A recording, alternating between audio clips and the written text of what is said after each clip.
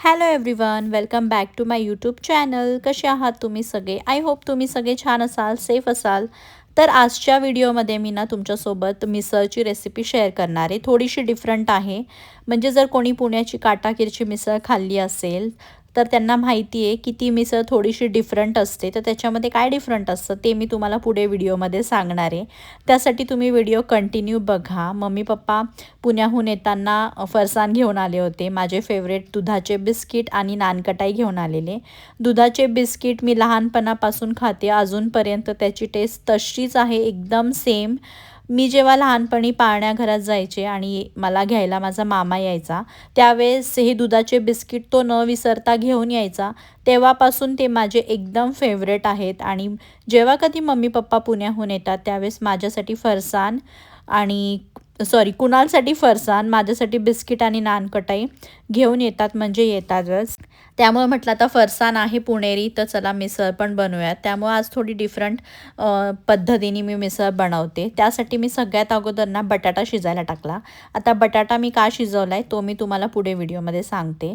मसाला वाटून घेतला आहे, कांदा, टोमॅटो, अद्रक, लसूण, हिरवी मिरची, कोथिंबीरचा. एक मोठं पातेलं घेतलं आहे. मोठंच पातेलं घेतलं कारण की दरवेळेस मी कढईमध्ये बनवते, पण मिसळचा रस्सा थोडा जास्त बनवावा लागतो, म्हणून मोठं पातेलं घेतलं आहे. त्या पातेल्यामध्ये तेल गरम झाल्यानंतर 2 तेजपत्ता टाकला आहे. जो आपला मसाला वाटून घेतला होता तो टाकला. आणि ना तेलामध्येच मी त्या अगोदर कोल्हापुरी जो माझा घरचा मसाला आहे तो मी टाकलेला आहे. त्यांनी ना रश्श्याला खूप छान कलर येतो. तर कलर येण्यासाठी मी तो तेलामध्येच टाकलेला आहे. तो घरचा जो मसाला आहे तो मी घरीच बनवला आहे. ज्यावेळेस कधी मी नेक्स्ट टाईम बनवेल उन्हाळ्यामध्येच मोस्टली, तर मी त्यावेळेस तुमच्यासोबत ती रेसिपी पण शेअर करेल की मी तो मसाला कसा बनवते. तोच मसाला सगळ्या भाज्यांमध्ये मी यूज करते आणि त्याने खूप जास्त छान टेस्ट येते. बाकी कुठलेही मसाले नाही टाकले तरी पण चालतात. तर नॉनव्हेजसाठी पण एकदम बेस्ट आहे, खूप छान टेस्ट येते त्याने. अगदी कोल्हापूरची म्हणजे जशी टेस्ट असते ना तसाच तो म्हणजे मसाला आहे आणि टेस्ट पण भाज्यांना तशीच येते. तर मसाला मी तेलामध्ये छान फ्राय करून घेतलेला आहे. त्याच्यामध्ये सुके मसाले ॲड केले आहेत, हळद, लाल तिखट, गरम मसाला आणि मिसळ मसाला. आणि त्यानंतर मग मी त्याच्यामध्ये थोडीशी मटकी ॲड केली आहे धुवून. मटकी ऑप्शनल आहे, तुम्हाला नसेल आवडत तर नाही टाकू म्हणजे नाही टाकली तरी चालेल, पण शक्यतो टाकावी. म्हणजे मी जेव्हा कधी मिसळ खाल्ली आहे पुण्याला त्यावेळेस मटकी तर असतेच त्याच्यामध्ये. आणि मग ती मटकी मसाल्यामध्ये मिक्स करून घेतली आणि त्याच्यामध्ये गरम पाणी मी ॲड केलं आहे. थोडं जास्त ॲड केलेलं आहे कारण मटकी पण आपल्याला शिजवायची आहे.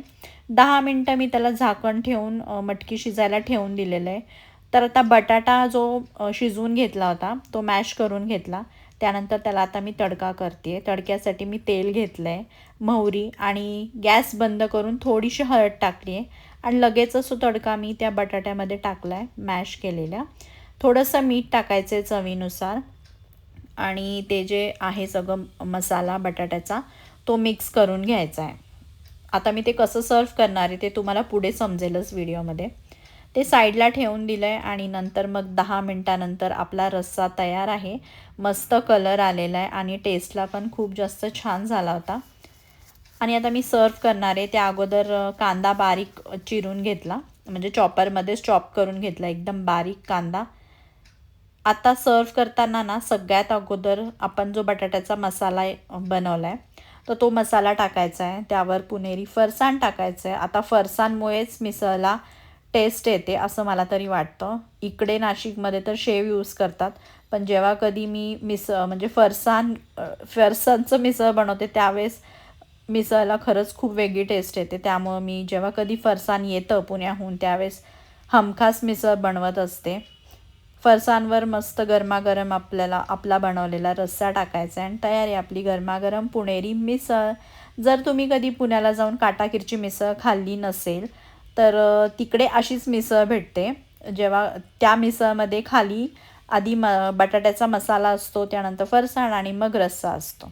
तर मी त्याच पद्धतीची आज बनवण्याचा प्रयत्न केला आहे. आय होप तुम्हाला पण ही रेसिपी आवडली असेल तर तुम्ही ही रेसिपी नक्की ट्राय करून बघा. मला कमेंट करा की कशी बनते मिसळ, तुम्हाला नक्की आवडेल. आम्हाला तर सगळ्यांना खूप जास्त आवडली होती.